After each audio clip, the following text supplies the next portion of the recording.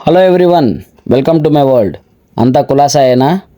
ఈరోజు మా ఇంట్లో సహరీకి పొద్దున చేపల పులుసు, చేపల ఫ్రై, దోశ మరియు రైస్ అయితే చేశారు. నేను స్టార్ట్ చేసింది దోశ విత్ చేపల కర్రీతో స్టార్ట్ చేసి రైస్తో అయితే కంప్లీట్ చేశాను గైస్. అలా కూర్చొని ఉండగానే అజా అయితే ఇచ్చేసారనమాట. ఇంకా 5:15కి మార్నింగ్ అజా అయింది. దాంతో మన సహరీ టైం అయితే కంప్లీట్ అయినట్టు. సో దాని తర్వాత మనం ఇంకా టైం అయిన తర్వాత ఇంకా నమాజ్కి అయితే వెళ్ళాలి కదా. సో నమాజ్కి అయితే వెళ్ళి అక్కడితో సహరీ అయితే కంప్లీట్ చేసుకున్నాము. ఇంకా ఈవినింగ్ 4:30 టైంకి అయితే మనకి ఇఫ్తియార్ టైంకి ముందు మసీద్ దగ్గర అయితే ఆష్ ప్రిపరేషన్ జరుగుతుంది. సో అలా ఆష్ ప్రిపరేషన్ స్టార్ట్ అయితే చేసేసారనమాట. ఈరోజు మా మామ వాళ్ళ ఇంట్లో ఇఫ్తియార్ దావత్ అయితే ఇచ్చారు.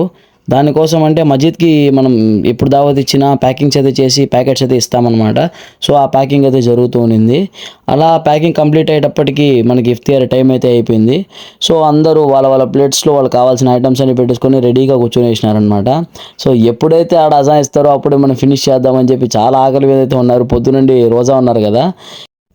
రోజా తీసేకి ఇంకా టైం 10-15 మినిట్స్ ఉన్నప్పటికీ అందరు కూర్చునేసారు కదా అని ఇంకా దువా అయితే స్టార్ట్ చేసామన్నమాట. సో దువా చేసుకొని ఎవరెవరు వాళ్ళ బాధలు అల్లాతో చెప్పుకున్న తర్వాత మనం ఇంకా అజా ఇవ్వంగానే కంప్లీట్ చేసేసి నన్నారితో అయితే ఫినిష్ చేసాం. సో మా ఇంట్లో ఈరోజు ఇఫ్తియారీ అండ్ సహరీ అయితే ఇలా జరిగింది. సో మీకు ఏ విధంగా జరిగిందో మీరు కామెంట్ రూపంలో మాకు తెలియజేయగలరు. రంజాన్ సిరీస్ కంటిన్యూషన్ కోసం సబ్స్క్రైబ్.